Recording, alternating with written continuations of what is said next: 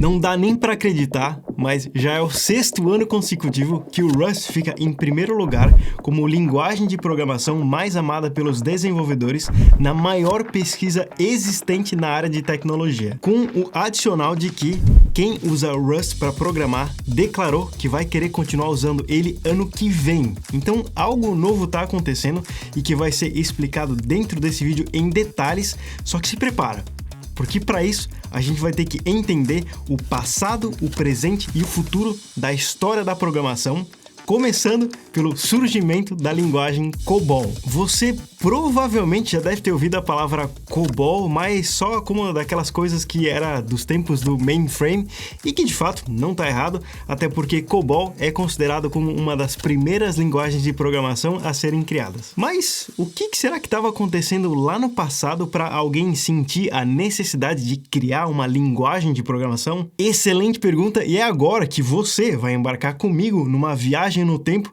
porque a gente vai voltar para o finalzinho da década de 50, sendo mais específico, para o ano de 1958. Nessa época, os computadores ainda eram equipamentos muito grandes e chegavam a ocupar praticamente uma sala inteira, e esses eram os famosos mainframes do passado. Mainframes existem até hoje e são usados principalmente em data centers. Isso porque esses grandes computadores foram feitos para suportar um alto processamento e nada melhor do que usar eles de forma especializada como servidores. Mas no começo da história da computação, não existiam ainda o que a gente hoje conhece como o computador pessoal, né? Ou só computador.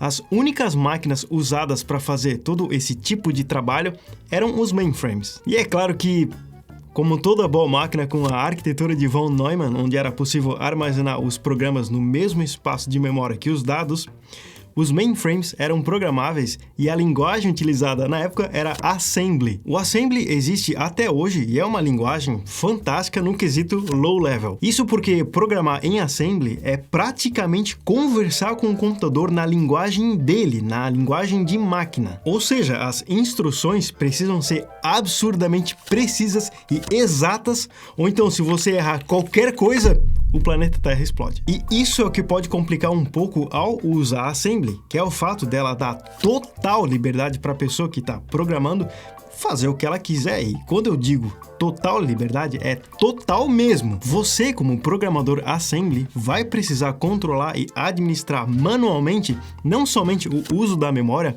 mas também o transporte das informações até o processador. Você entendeu o que eu quis dizer? Você está virtualmente cutucando o processador com o dedo para ele se mexer. E obviamente isso são coisas muito fáceis de se errar e acabar comprometendo o funcionamento do programa por completo. Sem falar que não existe somente um assembly.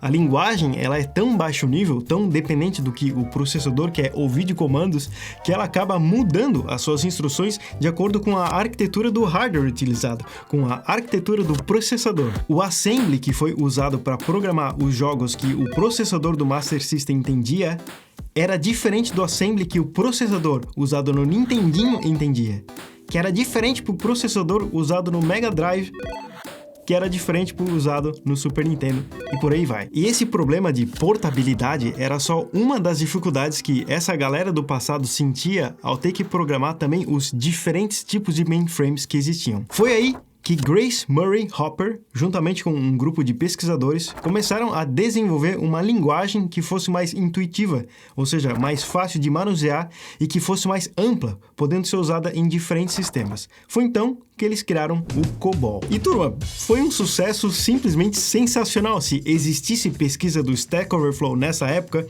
com certeza COBOL estaria no top 1 das linguagens mais amadas, principalmente porque ela era completamente diferente das outras. COBOL foi a primeira linguagem a aceitar escritas em inglês, com termos completos, porque até então programar era somente feito através de números e siglas, e isso meio que acabava limitando o uso a somente pessoas que trabalhavam profissionalmente com matemática, engenharia, física, enfim. E com a chegada do COBOL, essa superfície de contato aumentou e trouxe muito mais pessoas para nossa área, deixando deixando ela muito mais compreensível e acessível. Fora o fato do COBOL ter uma portabilidade muito maior do que as outras linguagens da época, fazendo com que os seus programas pudessem ser usados em diferentes sistemas de diferentes fabricantes. Foi realmente uma revolução. E se você está prestando bastante atenção nessa história, deve estar percebendo uma coisa muito importante nisso tudo e que vai se conectar com o Rust. Olha só, o COBOL tratou de resolver os principais problemas que a programação passava naquela época, que era legibilidade e portabilidade. Foi por isso que a linguagem se tornou o fenômeno que foi. E turma,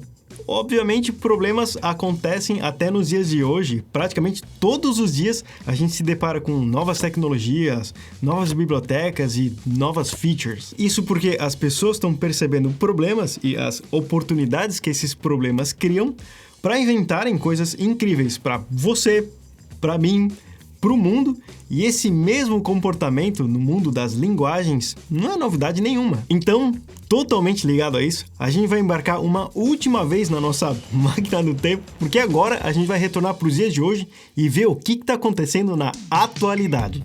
Bom, de lá para cá foram muitos anos evoluindo como se escreve código, né? Foram descobertas novas formas de se programar, novos algoritmos, mas principalmente a gente descobriu como não se deve escrever código lixo, aquele que sequestra toda a memória do computador e não devolve mais até vir uma linda tela azul. E essas coisas a gente teve que aprender na prática mesmo, né? Na marra, tendo que ir lá errar, crashar o computador e aí corrigir, mas como eu falei antes, as pessoas enxergam nessas falhas oportunidades para criarem coisas novas, e é aí que o Rust entra em cena. Com tanta tecnologia espalhada por todos os cantos, sendo usada de tantas formas diferentes e muitas vezes desenvolvidas na correria, é preciso ter muita atenção no quesito segurança.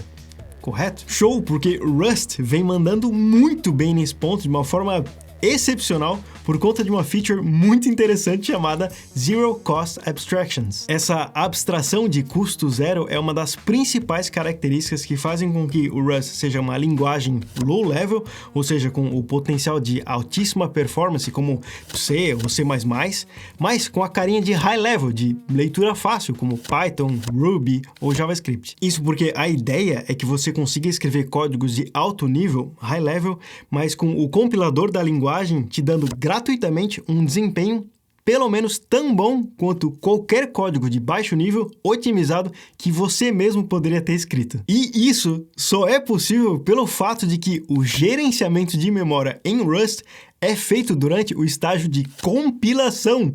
Muito bizarro de massa. É como se um chefe pegasse uma receita e na hora de cozinhar para valer a comida final, usando ela, ele notasse, isso aqui tá com muito sal, isso daqui não precisa, deixa que eu arranjo um jeito melhor de fazer isso aqui. Isso alivia muito o desespero que as pessoas têm com programação em baixo nível, porque nessa situação agora você não precisa necessariamente se preocupar com o assembly que vai ser gerado no fim.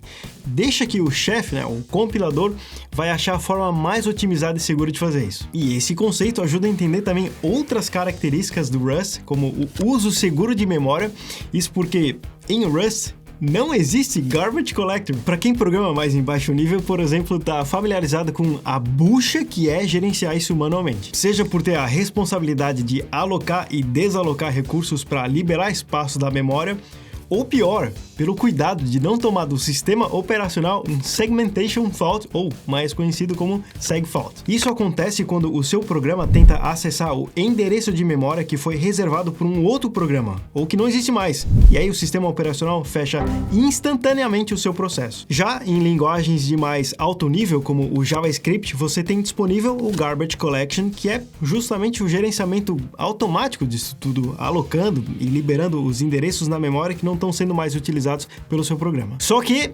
isso não sai de graça. Inclusive, lá por volta de 2011, o Garbage Collector usado no V8 do Chrome e também usado no core do Node.js era do tipo Stop the World tradicional. Ou seja, o core da sua aplicação literalmente travava por alguns segundos ou frações de segundos para o Garbage Collector conseguir entender quais objetos do seu código ainda estavam vivos e sendo utilizados, o que já era memória obsoleta e poderia ser reutilizada, limpava e organizava a cena e aí em seguida deixava o seu programa continuar a bagunçar ela.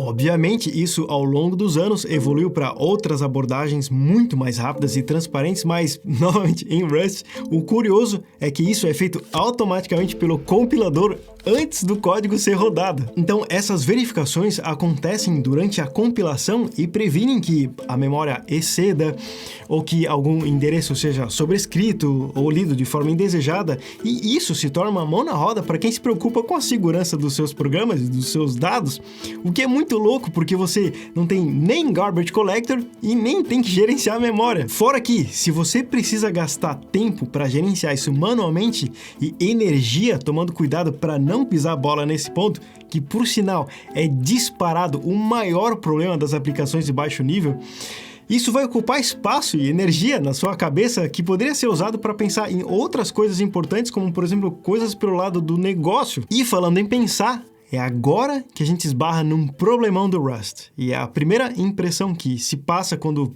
você toca na linguagem e é o nosso próximo tópico. Rust é difícil de aprender. Essa é a primeira impressão, mas eu vou te falar. Rust não é difícil de aprender. Agora, antes de eu desenvolver esse tópico, é importante eu começar com um disclaimer e reforçar que as qualidades do Rust não faz ela uma linguagem melhor do que as outras. Apenas faz com que ela seja diferente. Então, isso não significa que daqui para frente você deva adotar Rust como a melhor linguagem de todas e se passar por aí como o diferentão. Não, pô. Cada linguagem possui as suas características e estão inseridas em contextos diferentes, como, por exemplo, num projeto que eu estou trabalhando nesse exato momento, junto com os membros da turma, que, dado aos objetivos do projeto, seria um erro usar Rust. E também só porque a gente falou sobre os problemas relacionados a gerenciamento de memória é que faz o Rust automaticamente ser melhor que o C no contexto inteiro, por exemplo. Mas continuando no tópico de ser difícil de aprender, a linguagem tem uma equipe dedicada à documentação e a maior dificuldade é somente porque a linguagem aborda as coisas de um jeito novo. Numa análise adicional que o Stack Overflow fez para entender por que o Rust estava sendo tão amado, eles tiveram o retorno de vários usuários afirmando que, enquanto outras linguagens de programação ficam polindo e facilitando os conceitos e paradigmas existentes, o Rust está realmente fazendo coisas novas que uma linguagem nunca fez antes. E não são só coisas para a linguagem se mostrar.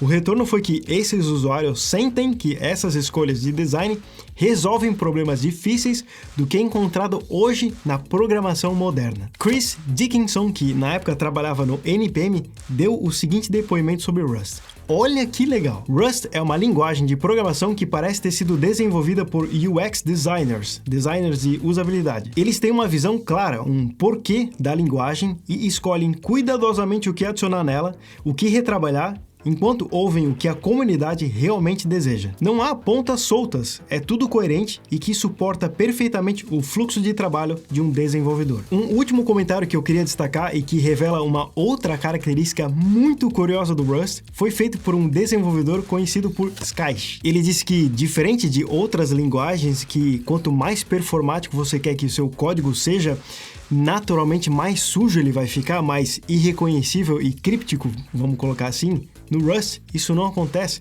Código Rust continua parecendo código Rust, independente da situação, ele é mais uniforme nesse quesito. E o hype de amar o Rust não tá ficando somente na comunidade da linguagem, não. Empresas grandes como a Microsoft já se pronunciaram dizendo que Rust é a melhor chance que a indústria tem para criar softwares seguros. O diretor de engenharia do Facebook, Meta, falou recentemente que diversos times estão começando novos projetos usando Rust e que querem que a linguagem se torne algo de primeira classe lá dentro. Fora isso, o Dropbox usa Rust no seu sistema de sincronização de arquivos e, segundo eles, foi a melhor aposta na qual já fizeram. O NPM reescreveu todo o seu serviço que fica exposto para a web em Rust. E o Discord, que juntou os poderes de Elixir e Rust para conseguir aguentar 11 milhões de usuários simultâneos. Só que sempre que você quiser aprender algo novo, há uma altíssima chance de você sofrer uma das maiores dores que todo mundo sofre e que eu falo nesse vídeo o que é e como se livrar dela. E tão importante quanto é esse outro vídeo aqui, onde eu mostro como que uma única coisa me faz programar 10 vezes mais rápido de verdade, tá? Fechado? Valeu!